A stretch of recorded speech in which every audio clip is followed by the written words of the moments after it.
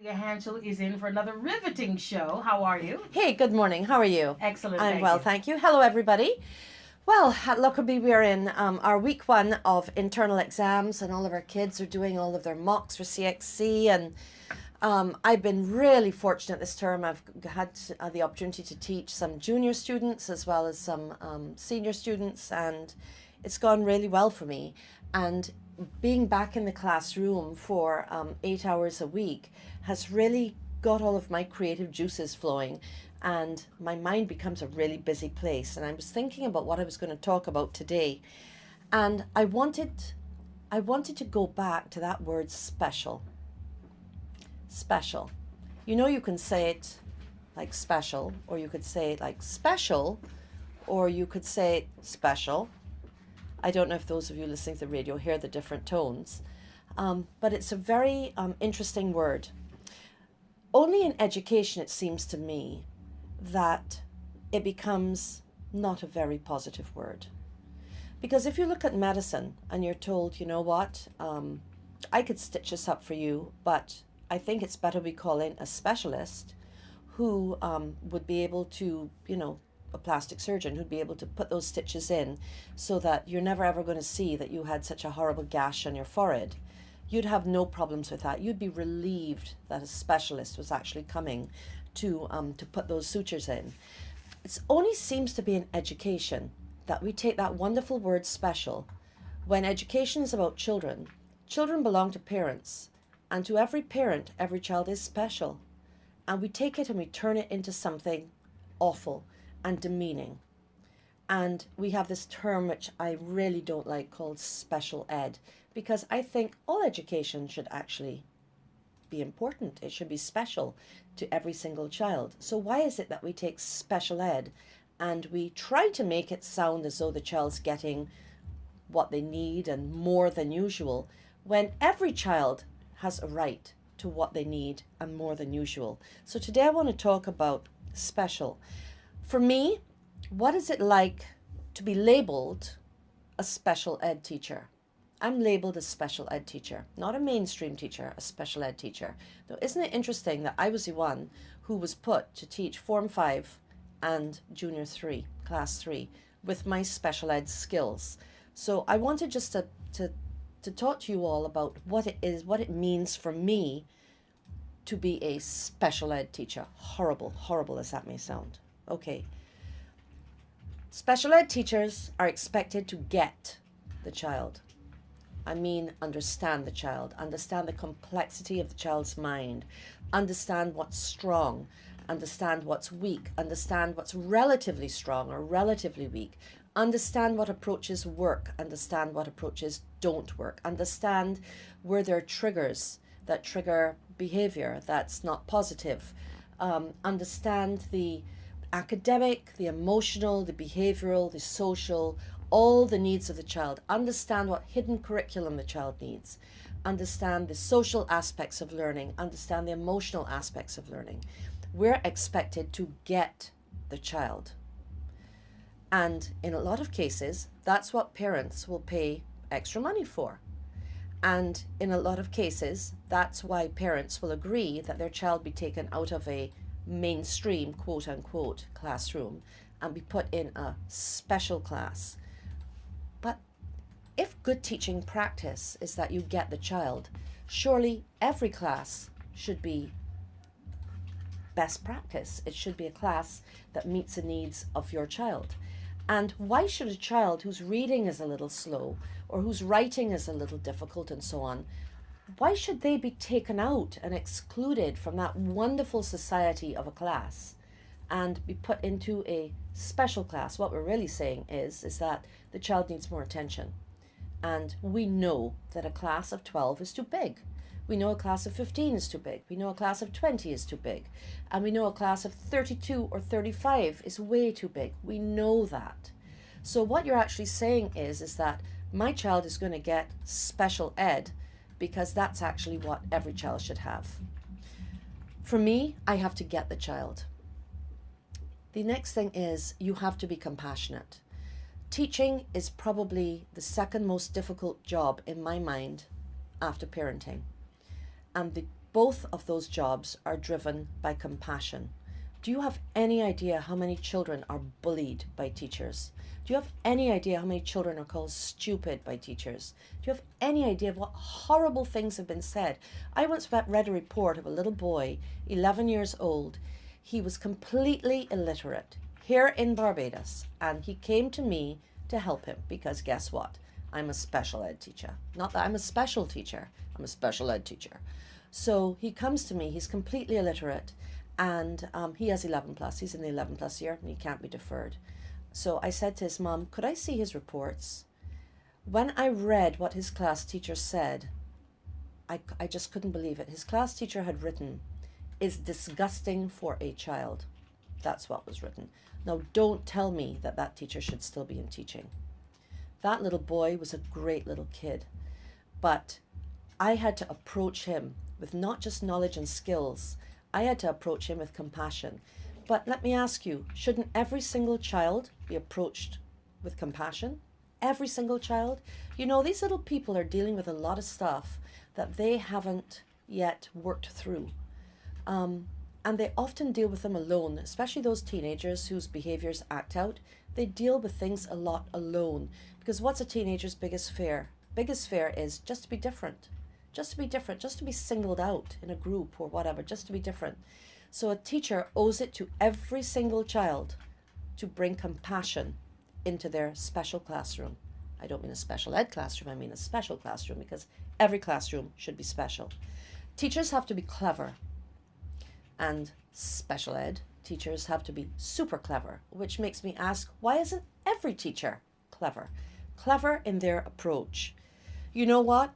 When I write my lesson plans for every single class I teach, this is my gauge. If what I write on this lesson plan, where I plan every single minute of every single class, if I'm not fired up to teach this to my kids, there's no way they could be fired up to learn it from me. So my job is to be clever enough to know my children, to feel compassion enough for them in how they learn and how they feel as though they're not learning, to actually prepare a class whereby not only am I fired up to teach it, but that gets them, my students, fired up to actually learn it. The next thing is resilience. As what every special ed teacher knows, and every teacher should actually know, is that you never ever give up. You never ever give up. When you're a special ed teacher and you are working with a child who is dyscalculic, they just don't get math. The language of math, the symbols of math, the concepts of math, the everything of math. Well, you can't give up on them because math is life. Math is a train that we catch. Math is a bus that we get on. Math is the distance we travel, the gas we have in our car, how much we pay to see the movies.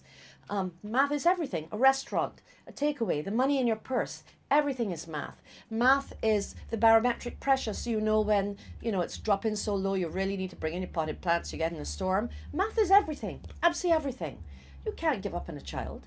I mean, who gives up on a child? Well, it's very easy if they're 35 in a class, and it's a little less easy if they're 12 in a class, but it's certainly not allowed when they're 4 in a class. You don't give up on a child, because after all, one of you is the adult, and it's not the child. And one of you is paid to get to that child, and it's not the child, it's you.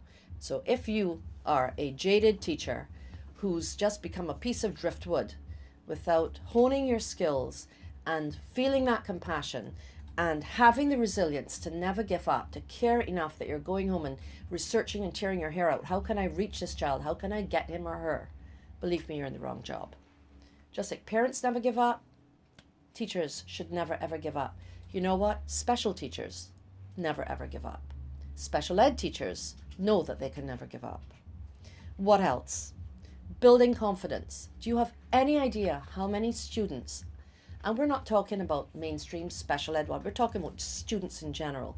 Do you have any idea how many of them, if you ask them, they'll tell you there's nothing they're good at. Nothing they're good at. There is absolutely nothing that they can pat themselves on the back about. Nothing they're good at. How can you feel that way? You know what? It's your job as a teacher to actually find what that child's good at and to set them up for success and help them feel that sense of self-satisfaction that comes with mastering something.